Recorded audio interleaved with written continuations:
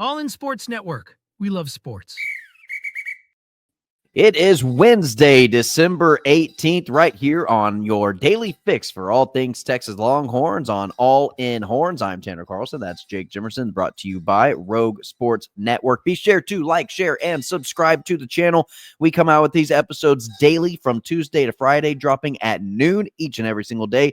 And then we come out with our immediate reaction episode following Saturday's game. This has been throughout the entire college football season. Texas will take on Clemson in Austin this Saturday, and today's episode is going to just be 30 minutes, if not more, of just Texas Clemson football breakdown between the two teams, how these two teams match up against each other. It's just going to be Jake and I as two fans, just like you, watching this episode right now of how these two teams are going to match up and our thoughts on that game and what Texas needs to do to be successful, and then what Clemson is going to try to do to counter that. And it should be a really fun episode. We've kind of been pushing an episode like this back as far as we possibly can. It is Wednesday. We can no longer wait. We're ready for this weekend. I'm starting to get those playoff game jitters. It's already starting to come up. I haven't had these jitters since really the A&M game at this point in the week, because the SEC championship game, Jake, I was like, it's a big game. I want to win it. Absolutely. Do I want to take, the SEC championship home to Austin in year one? Is it our season? Is the season on the line? Is this possibly the last game I'll get to see of the Texas Longhorns?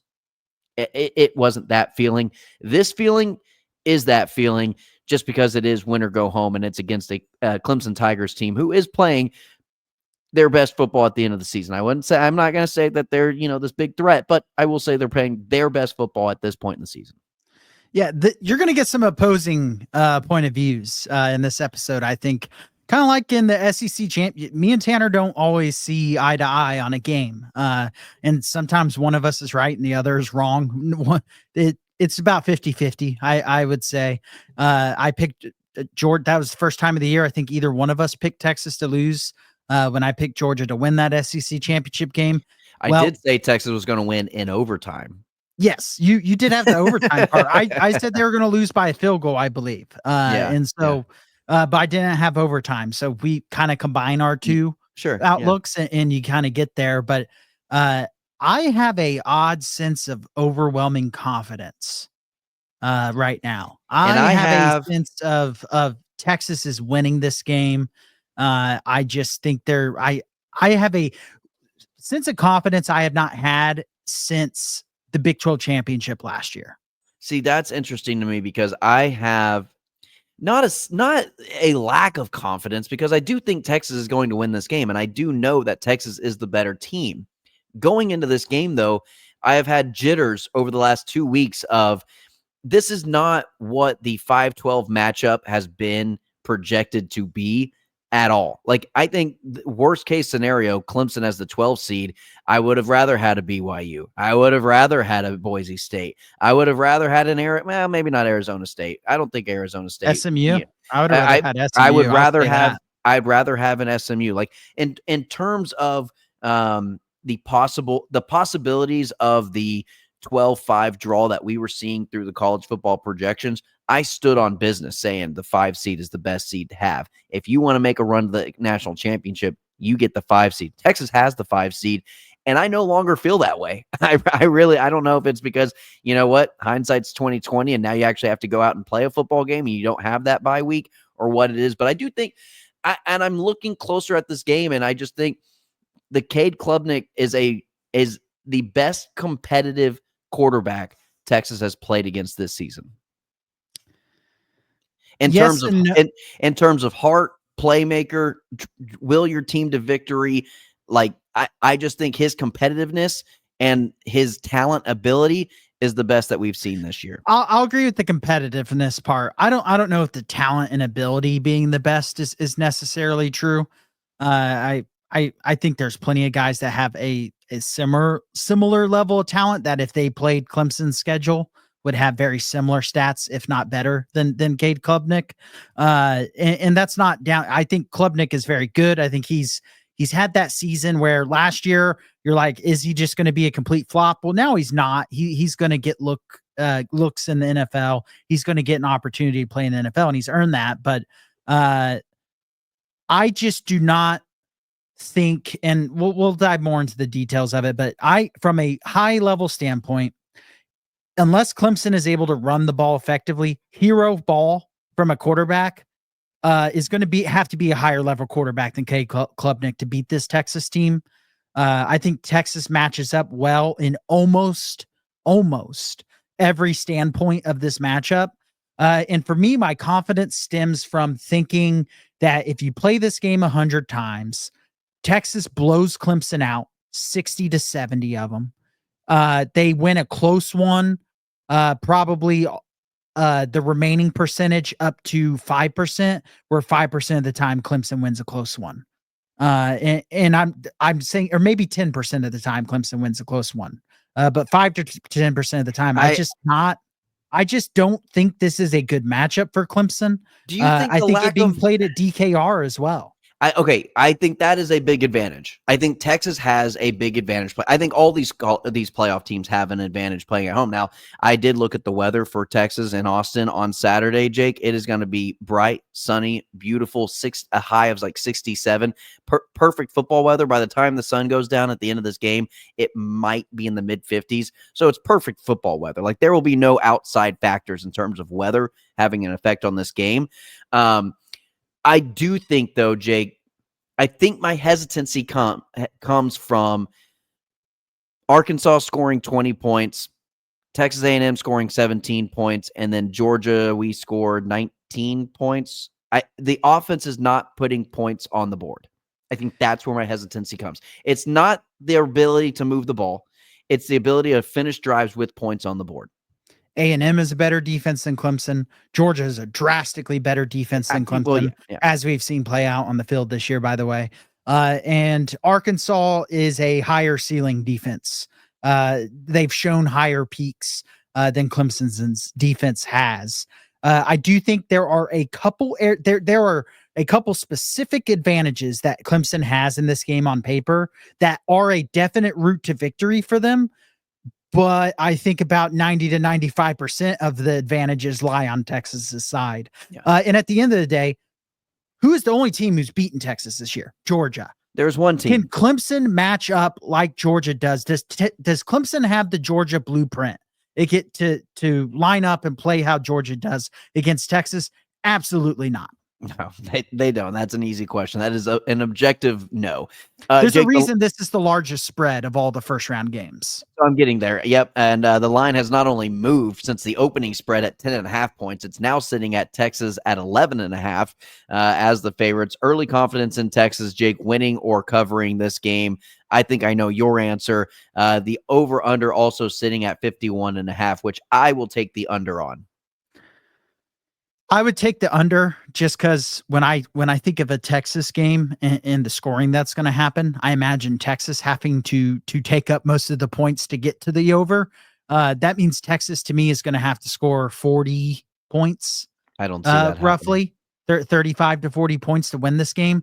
I see Texas scoring around 31 points this game, and I don't see Clemson making up that difference. Are you feeling Texas, Florida? Because I'm kind of getting a vibe that you're thinking maybe a better quarterback play. Obviously, they're not going to be playing a junior transfer from Yale. But in terms of just the way Texas executes and goes out there and kind of just feels like it was dominated no matter who's playing quarterback. I'm seeing Texas, Kentucky, or Texas A&M, where the scoreboard reflects the play on the field a little bit more. Okay. I'm seeing one of those style games. The Florida game to me was the most dominant game of the season for Texas. I don't think they're going to be up 35 zip. I will say I would take Texas to cover the full point spread in the first half. I think they'll be up a couple possessions at halftime. Maybe I'd take Clemson to cover, saying Texas will be up 10. But I could be proven wrong. I'm not sitting here and saying there's just no way Clemson's going to win. There are obvious paths to victory for Clemson in this game. But this is a game where I just think Texas is the better team. I think their backs up are against the wall. They're coming off a loss. They're coming off a bye week. They're going to be healthier. Kelvin Banks will be back in playing healthy. Quinn Ewers will be healthier. I think they're going to have a better plan at wide receiver, knowing Isaiah Bond, whether or not he can go or not. And I just think Sark is one of those coaches who improves during a season, and he's going to get the best out of his players at this point in the season. He has said multiple times his obsession with winning. And we have heard him blame play calling is one of the things. And when Sark blames play calling, he cooks afterwards. And I think this is a game where the players are going to stay out of their own way. The players have been saying the right things to me, suggests that their mind is in the right spot, talking about limiting penalties. I think they've known that all season though, Jake. The penalties have been touch and go though. But as much as they are one of the most penalized teams in college football, they've had stretches where they were hardly penalized, and then they just rack them all up in one game, and then they kind of correct it. And I don't know if it's a focus issue. Some of it's a reffing issue for sure. But this is not a SEC crew calling the game, by the way. It is a Big Ten crew, if I recall correctly. And so I just better about that. Well, college officiating is just terrible top to bottom. Yeah, but, it's bad across the league. I have a bad taste in my mouth after the SEC officiating in that conference championship game. And so I just think this is a game where the players are going to correct a lot of the things that went wrong in that Georgia game, at least from a penalty standpoint, and just silly turnovers and things like that. And if Texas doesn't do that, that's to me is Clemson's only path to victory in this game. And my thing is, even if they do win the penalty battle, they win the turnover battle, I still see Texas winning the majority of the time in those circumstances. That's just where my confidence in it being a blowout turns into it being more of a 17-7, more of a Vanderbilt type game where they control it, then it ends up looking closer. I do think that's definitely a possibility. I just see Texas having more points at the end of the game, a vast majority of the times that this game is played out. And Jake, speaking of the line, Texas is 6-1 against the spread as double-digit favorites at home. Again, this is a double-digit favorited game for Texas in terms of it being an 11.5-point spread. So, in favor of covering that spread is Texas this season. But also, Jake, on the flip side of it, to kind of double down on making this bet for anybody thinking about doing that, Clemson 0-13 versus top 5 teams on the road all time. That doesn't mean anything. It doesn't, but it does. It doesn't mean anything, but it kind of means something. Yes. Yes and no. How many times do they play top 5 teams under Dabo on the road? Not that often. The Georgia game doesn't qualify. That's a neutral field. Yeah. Even though it's essentially a home game for Georgia. You might flip it with Florida State or Miami from time to time, maybe. Yeah, a one-off because Florida State's either good or awful. Yeah, that's what I'm saying. Like maybe. Yeah. So, but anyway, so there's your Texas Longhorns against the spread. Again, 6-1 as double-digit favorites this season at home. They've done a very good job of that. Jake, you like to rank up the talent composite rankings. Go through that for everybody real quick. Yeah, so when you look, my whole spiel before this, I feel like I have to Josh Pate it before he does his JP poll. The talent composite rankings are not everything, but they are a very good indicator of who the top 10 teams end up being.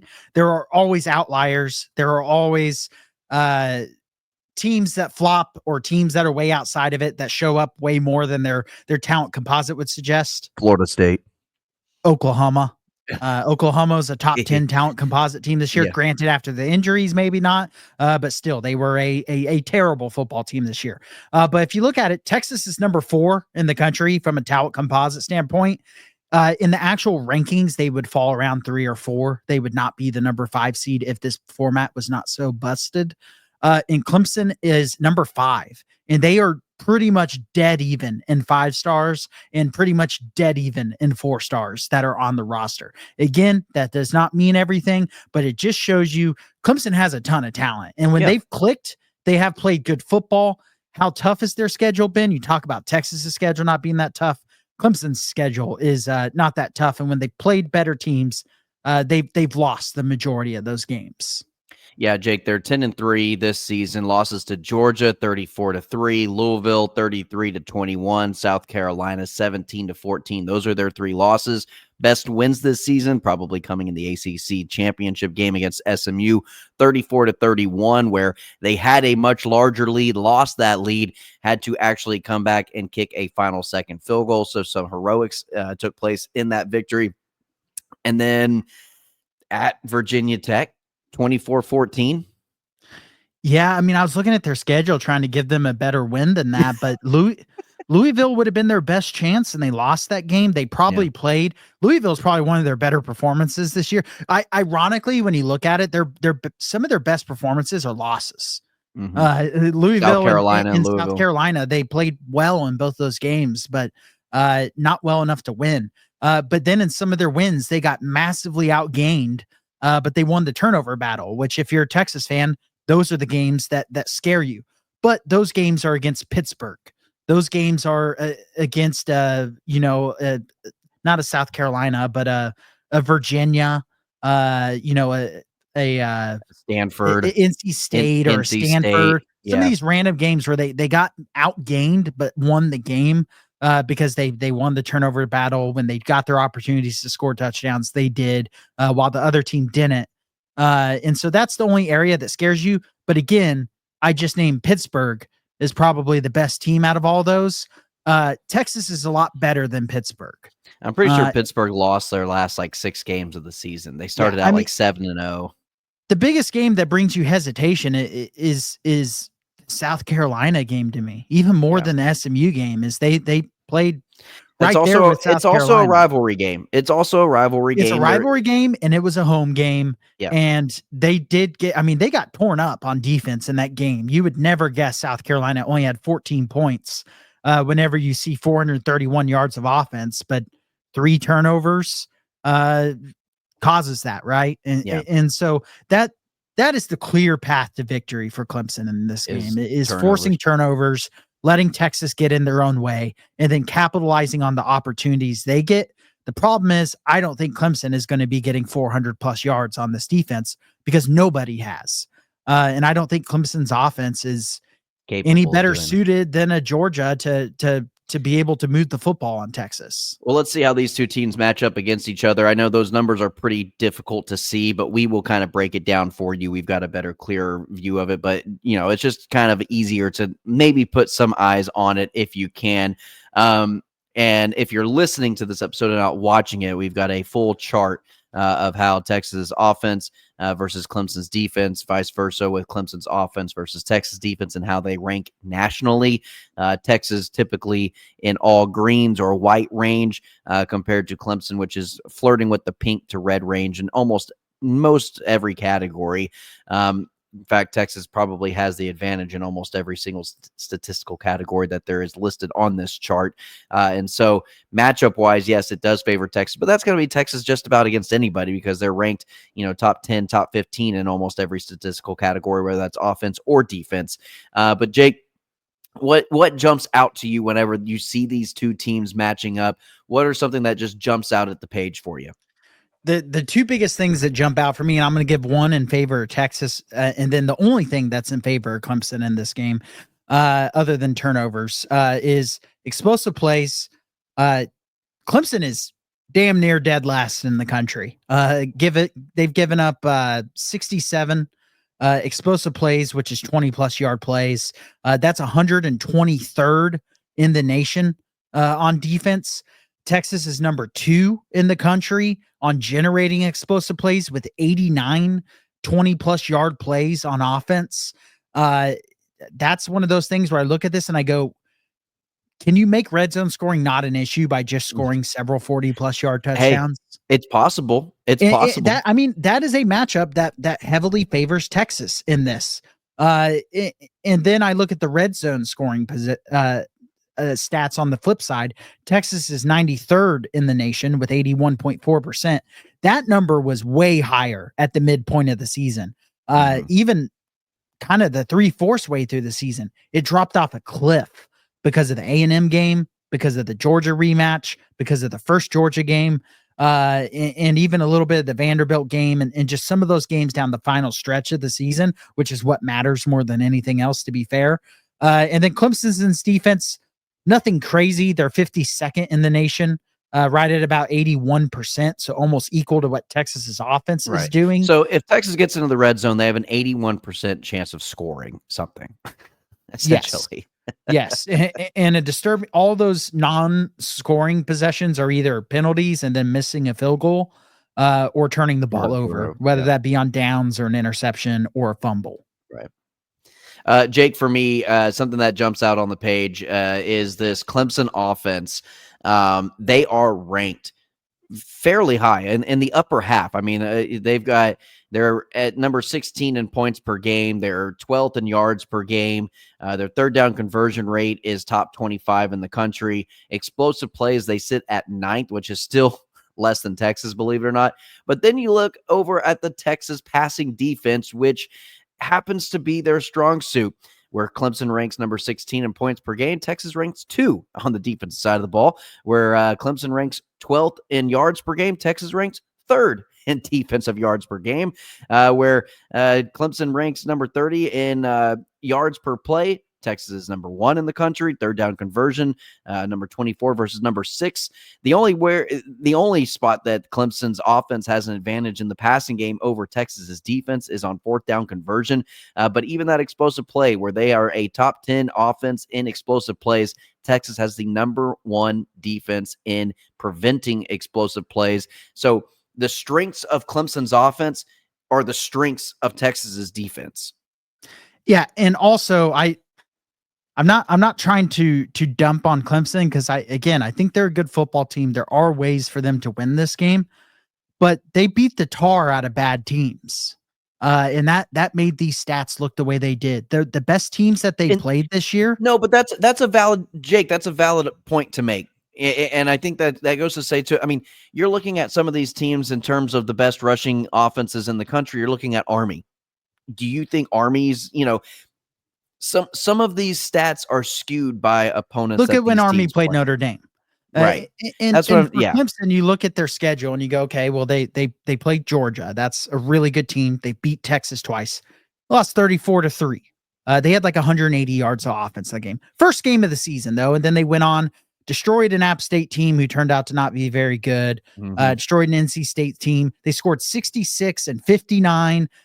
Then 40 against Stanford, 29 against Florida State, 49 against terrible Wake Forest team, 48 against a terrible Virginia team. Then they play Louisville, pretty good team, 21 points. Okay, then they play Virginia Tech, pretty good team on the road, 24 points. Then they play at Pitt. Pitt is, as far as ACC goes, not a bad, terrible team. They score 24 points. Then they get 51 against the Citadel. Then they play South Carolina and they score 14. Then they play an SMU team whose defense is pretty good. Again, that's probably their best offensive performance. They had 34 points against SMU. Texas's defense is on a different level than SMU. Then all of those defenses that they played, aside from Georgia, Texas is on another level from those defenses that you just named. Yeah, in some of those games, they did have a good amount of yardage, but for me, yes, when you look at it, you go, wow, they're really high in the nation on a lot of these offensive statistics. But when they've played the better teams, their scoring production has skewed appropriately. And to me, that skews their offense to being more of a middle of the road team.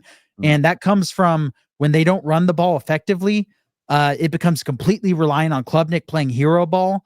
And sometimes he's good at that, like in SMU. And then most of the time, though, he hasn't been in those very few sample size of games against better teams. And to me, hero ball is not going to beat this Texas defense until proven otherwise. And that's why I feel so strongly about Texas winning this game. Jake, let's take a look at their offense real quickly. And I think that it's an interesting note that we prefaced in our episode yesterday, but this secondary for Texas has a very unique relationship with the quarterback at Clemson of Cade Klubnik, and that is former Clemson safety, current Texas safety, the transfer Andrew Makuba, who was recruited in the same class as Cade Klubnik, came in together in 2020, and they share a unique relationship, whereas Makuba was catching passes for him in practice during that COVID season whenever they were running low on wide receivers and their locker room got, disease riddled with COVID. And then on the other side, the opposing safety, Michael Taff, on the other side of the field, he played high school football with Cade Klubnik, and he is saying, look, Cade Klubnik's one of the most competitive guys I've ever played football with, and the dude is a winner, and he will do whatever it takes, and I have nothing but high, regard for the kid. And so, it's interesting that this secondary is as familiar with the opposing quarterback. Is this one of the more unique situations where you see a secondary having this much familiarity with an opposing quarterback that's outside of the conference? That's outside of the conference, yes. And outside of the state is probably the other key word there. Yeah, I mean, especially considering it's the first time these teams have played each other, it's very odd how many storylines there are between the players, and that comes from both schools being Southern based, and so that does play into it some. It being a Texas school plays into it because the state of Texas is just going to be one of the top 3 most recruited states every single season in football, if not number 1. And so that all plays into it, but it is interesting and it makes it a little bit more fun, right? It's not just this is a really weird matchup, but it's like, this is a weird matchup, but it's also really fun because it's got a ton of storylines to it. And it's far from a rivalry, but yet there's little storylines within it that are rivalry-like, if you will. Yeah. And Jake, taking a look at Clemson's offense, they obviously have running back Phil Maffa. He is their leading rusher, 214 carries, over 1,000 yards rushing this season. He leads the team in rushing touchdowns with 8, and he averages just over 5 yards per carry. If he gets going and he's a downhill threat and he is getting those 5 yards per carry, this Clemson offense runs much more efficiently, which ironically enough, one of their best offensive performances this season was in the ACC championship game, in which he was only held to 28 yards. Yeah. But that, again, that is the one outlier game where out of the whole season, that is their biggest outlier in terms of, it's kind of an anomaly of how everything worked out in that game for Clemson. And the interesting thing looking at that game is Clemson scored 21 of their 34 points in the first quarter. They just jumped out on SMU in that game. And then SMU was kind of the better team from that point on, and almost ended up winning that football game. Because you look at it, Cade Klubnik ended up 24-41, 262 yards and 4 touchdowns. Most of that work was in the first quarter. A good solid percentage of those stats were all racked up in that first quarter. And so it's one of those weird games where Clemson they jumped out, they scored a bunch of points at the start. And then they just kind of added, a couple field goals and 1 touchdown from that point. They scored 13 points after that first quarter. Once SMU adjusted. And I think SMU was adjusting to the level of competition more than anything in that game. SMU had not played a team that was near as talented as Clemson. The best team SMU played all season before that was BYU, which they also lost. And BYU, from a talent point of view, is nowhere near Clemson. What Clemson is. Yeah. Completely agree. So for me, Jake, Cade Klubnik is the best quarterback that Texas has played this season. He's a dual threat guy. Now, putting into perspective of the quality opponents that he's played in terms of racking up yardage, he is dual threat. He's a high-level competitor, and he is a big playmaking type guy who will will his team to victory. He's got 3,300 passing yards, 33 touchdowns, only 5 interceptions. This team takes care of the ball, and they don't give opposing defenses opportunities to take it away, but they also do a great job on the defensive side of the ball of forcing turnovers, where Texas has been a little turnover prone. And I think that, again, we've touched on that enough to where the turnover margin is going to play a big factor in the success of this game for both teams. But Cade Klubnik has over 100 rushes for 458 yards. He's second on the team in rushing and rushing touchdowns with 7 TDs. I don't know if a lot of people on the outside looking in that aren't familiar with Clemson recognize the ability that Cade Klubnik has in the running game.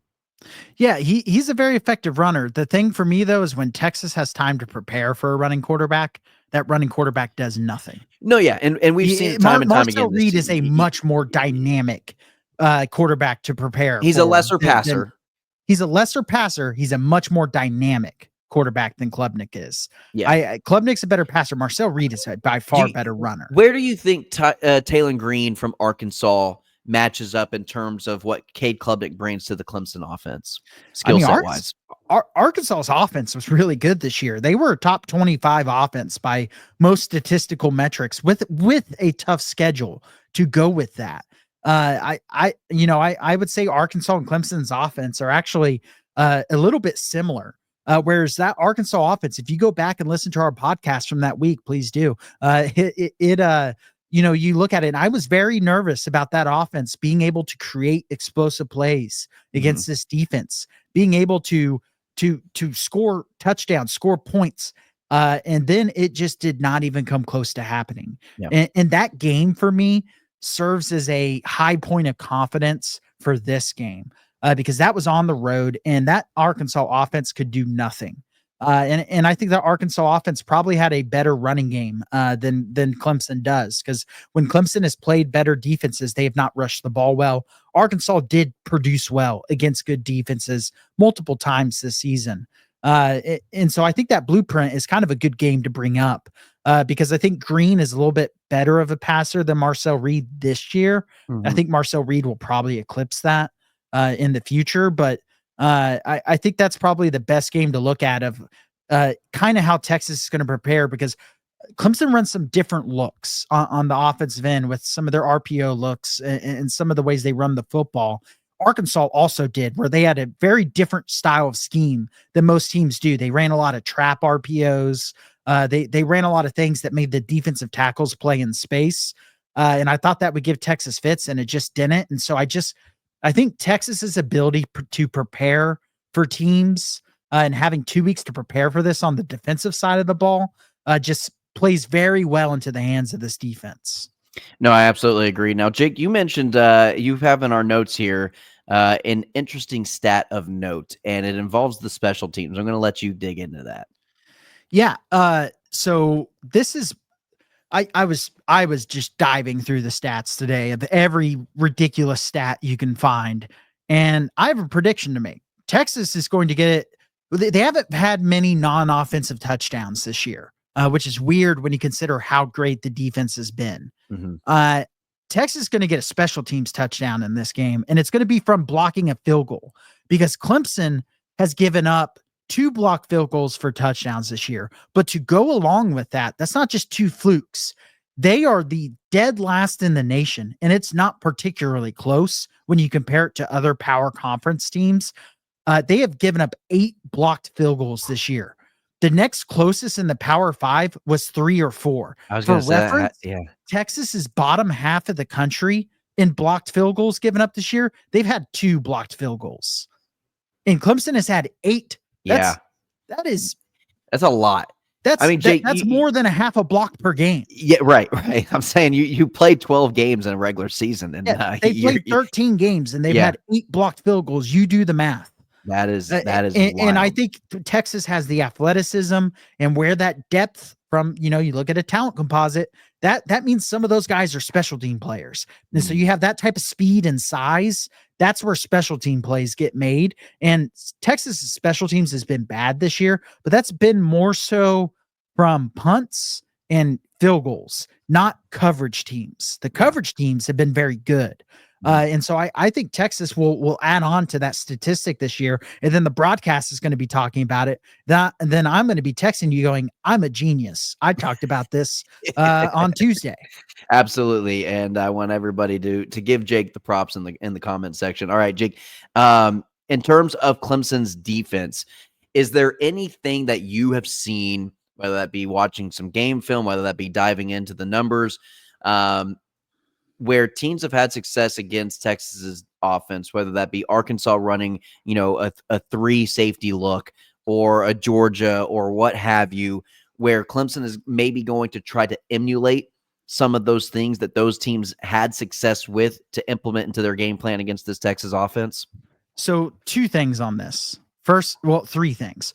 First off, no. to answer your question as far as scheme wise. Second, I'm concerned that they're going to throw everything they've done in the trash and just come out and play a completely different defense. They've had 2 weeks to prepare.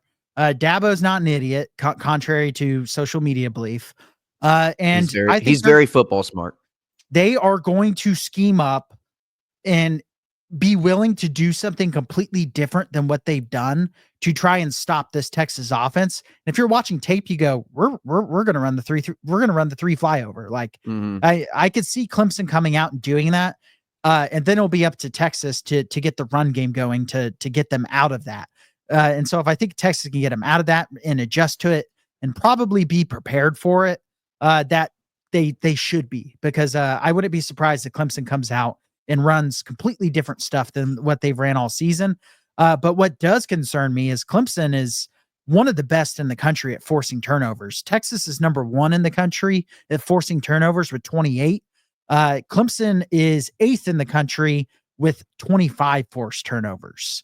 The difference is they just haven't turned over the ball very much. So from a turnover margin standpoint, Clemson is I believe they are almost number 1 in the nation. They're the second best in Power 4 with a plus 16 turnover differential. And a lot of that's because they fumbled it 15 times and they've only lost 3 of them. That's incredible luck. Yeah, and Texas has awful luck when it comes to recovering fumbles. We saw that in the SEC championship game. Trust me. Yeah, if Texas just has average fumble luck in that game, they win that game. And so those are the areas that concern me, is the turnover margin. Do you think that I think this game has very high potential, like fluke potential. This game can be fluky. I think Clemson can play a style of game that benefits them, that is going to be just the ball bounces their way, things go their way, and they have enough talent to kind of capitalize on it, make it a closer game, and just make it feel like it's just like, what else could possibly go wrong for Texas, whether that be penalties or what have you. I think this has a very on the fluky meter game, I'm going to give this like an 80% possibility in terms of the high end. So to me, a fluky type game is the only chance for Clemson to win. And to me, that doesn't happen even if it is a fluky game, that doesn't mean Clemson is going to win. But to me, a fluke type game like you're talking about is the SEC championship game, where Texas has 256 yards of offense, Georgia has 50, and you're up 6-3. Yes. My problem is Clemson just isn't close to Georgia. They're not. They're not. To me, the Georgia game was fluky, but Georgia's really good. And they played a part in that, right? I just don't think Clemson is going to be able to play as big of a part in that.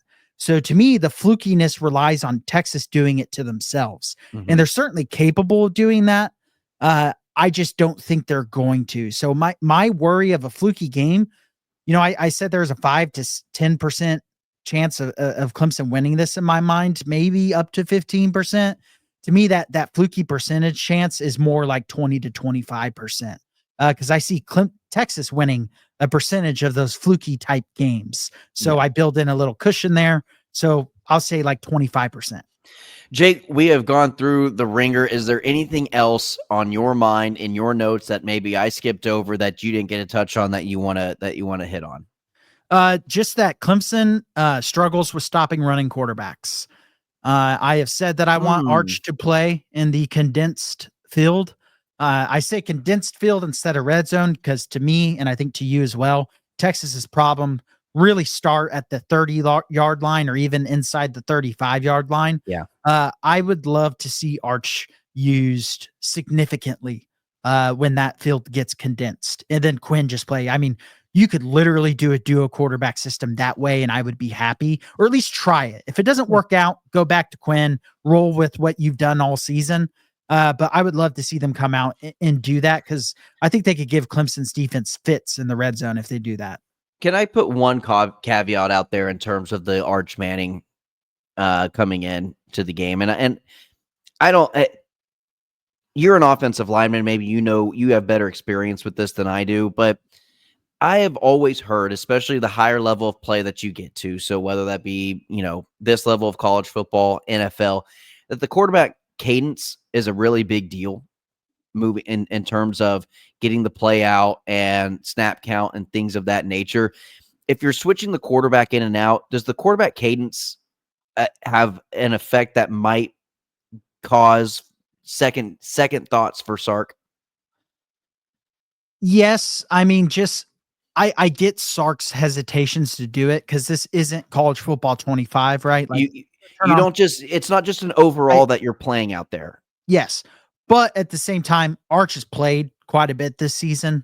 Arch has gotten plenty of first team reps in practice where Quinn was questionable with injuries, where Quinn ended up playing and they maybe split reps, or Arch even got more first team reps. And so to me, this is a win or go home game, right? So to me, you empty the kitchen sink. This is where you start emptying the kitchen sink. Are you including the kitchen sink?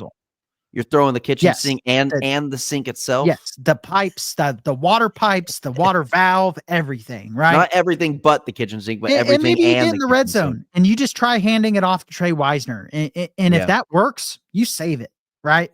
But if you get in the red zone and you stall the first time, the next time I'm in the red zone, I'm trying it. If you turn it over, I mean, we've seen that happen with Quinn at quarterback too.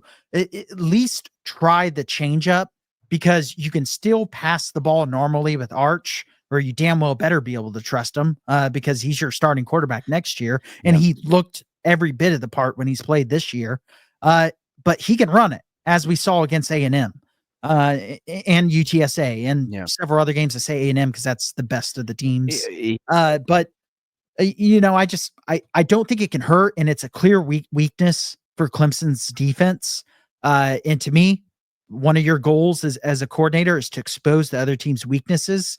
If you watch their games this year, which I've watched several of them, it's an obvious weakness. And so I'd be shocked if Sarkisian doesn't play Arch more, especially when he has hinted at it multiple times since the SEC championship game. Yeah.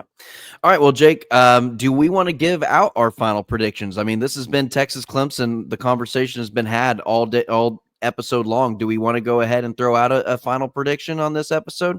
I think we give midweek prediction, and then we give our Friday scaries day before the game, because watch me be singing a different tune and me pick Texas to lose or something. Our stamp of approval will be on Friday's episode. Yeah, I think we give our predictions after complete. We both have just dove into this matchup now. I think we've watched Clemson games. We looked at the stats. So we give our immediate data and paper-driven predictions, and then Friday will be more of our gut feeling prediction. Well, and I think, Jake, a lot of it does have to do, Jake, we have, I say this about analytics when it comes to coaching a football game or play calling or decision making, whether it's fourth down or you're going to, kick a field goal, or what are you going to do in the analytically correct world that we live in sports. Is so much of our opinions and our discussion can be objectively data driven, whether it's just numbers and this is what the papers tell you, this is what the numbers tell you. Well, guess what? Football's not played on paper. It just isn't. And sometimes you have this gut feeling that you have to go based on game flow, and you have to go based on momentum, and you have to go based on how you're feeling in that moment and how your team is feeling, whether or not you want to go for two or you want to kick the extra point and tie it, go to overtime, or whatever the case is. I think that some coaches just say they've got some nerd upstairs saying, yeah, the analytics tell you to go for it. And they have no feel for how the team is actually playing.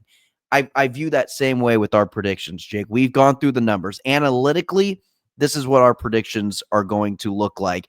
Come Friday, we might be feeling, our mojo might be feeling a little bit different. So I want to preface that out there. So, Jake, here's how I currently feel. And again, I still have some of those same concerns of, is Texas going to be able to capitalize and finish off drives? Is Texas going to be able to put points on the board? If Texas can put points on the board when they get in scoring position, whether that is field goals or touchdowns, whatever that is, and I'm not banking on field goals, not with Burt Auburn, but say they play fairly seamless and they get into scoring position and they capitalize at least with points, I think Texas can easily get 30, 35 points, 38 points up on this Clemson team and prevent Clemson from scoring 14, keep it within the 13, 14 range on defense. And so that would make for a pretty comfortable win for Texas, in my opinion. That's going based on the numbers. I don't think it's going to play out that way. I think I'm going to probably go 24-14, 27-17-ish range. Texas wins by 10. I think Clemson covers, but I do think it's a 2-possession game. I think Texas maybe gets a final field goal with like 2 minutes left in the game, a minute left in the game to make it a two-possession lead, a 10-point lead, and ice the thing out. And I'm going to air my side of confidence now. I think Texas wins this game 34-13. I think this is one of those games that they're going to avoid having a bunch of turnovers, hopefully avoid having a bunch of penalties, especially when they get in those scoring areas. And if they don't do that, I could see it being worse than that. But I think they are going to hurt themselves on some of their drives, maybe settle for some field goals, probably miss a field goal. And it's going to be kind of like that Kentucky game where you're like, they should have won that game 50-13, and they only ended up winning 31-13. I'm not saying Clemson is as bad as Kentucky. They are a much better football team than Kentucky. I'm saying I think that's how I'll feel at the end of the game.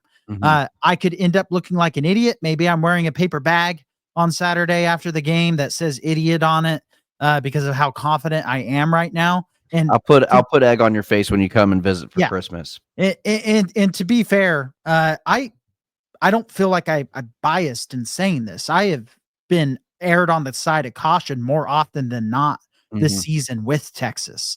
I've picked them to win closer than they've ended up winning a vast majority of the time. I think it's ironic in this instance, in terms of the college football playoff game. I think over the course of the regular season, I have been the more confident in terms of larger margin of victories throughout the season in our predictions, where you have kind of been like, well, this team could probably start scoring, on Texas. Texas eventually has to give up those big plays, like kind of how you felt with the Arkansas game, and tell about that Arkansas game. And then you're like, yeah, this defense is the best defense in the country. But it's ironic enough that, in this instance, I'm like, I just have this weird feeling. You had it in that SEC championship game.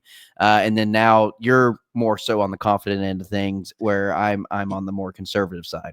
You know what the weird thing is? The SEC championship game, after the carnage of the several days following it, depression, I've come out feeling more confident. Which is odd. Well, I wouldn't say odd. I don't think that's odd. Here's my reasoning behind it is I don't think anyone else in the country, other than maybe Oregon, maybe in Ohio State on the defensive end at least, has the personnel to do what Georgia does. Georgia actually dominated Texas's offense in the first matchup. They did not in the second matchup. Texas moved the ball up and down the field. They had more yards at halftime than they had in the first matchup total. And to me, that it showed progression as an offense, but then they showed their glaring dark side that can be the offense by only ending up with, I think it was 19 points. I have this confident feeling that that's not going to happen, not against a Clemson and not against an Arizona State. If it's going to happen to Texas in this playoff, it's going to be to one of those top teams because those are the only teams to me that can follow that blueprint. That's the only blueprint we've seen that is able to beat Texas. Yeah. All right. Well, that is our episode for today.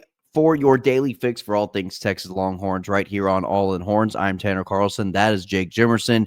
You are listening to this podcast brought to you by Rogue Sports Network. We release these episodes Tuesday through Friday at noon, and then again following the Saturday's football game, giving our immediate reaction.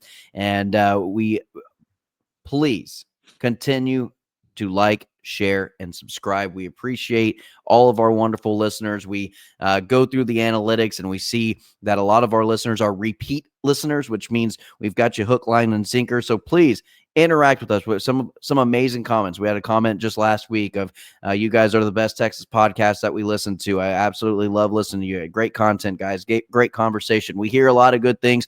we also love the bad things, and we like to, we like to stir up the pot a little bit in the comment section as well. So we're not afraid to do that either, and get our hands dirty a little bit if we need to. But we do appreciate you listening. Thank you so much. It's been an incredible football season. It's not done yet, but again, let us know what content you want from us, and we will do our absolute best to provide it to you. So with all that being said, Texas, Clemson, Saturday in Austin, DKR at 4 o'clock. Is it 3 o'clock, 4 o'clock, depending on where you're at? It is the afternoon game. It's the second slate of games following. It won't start on time. It won't. Whatever the time is. Whatever the time is, it'll be like 3:30 or 4:30, whatever it is. I'm pretty sure it's a 3 o'clock. The alleged start time is 3 o'clock. Yeah. The actual start time will probably be 3:20 to 3:30. Yeah, 100%. So with all that being said, everybody, thank you for listening. Continue to listen. Continue to spread the word. We appreciate it. And as always, welcome. All in Sports Network. We love sports.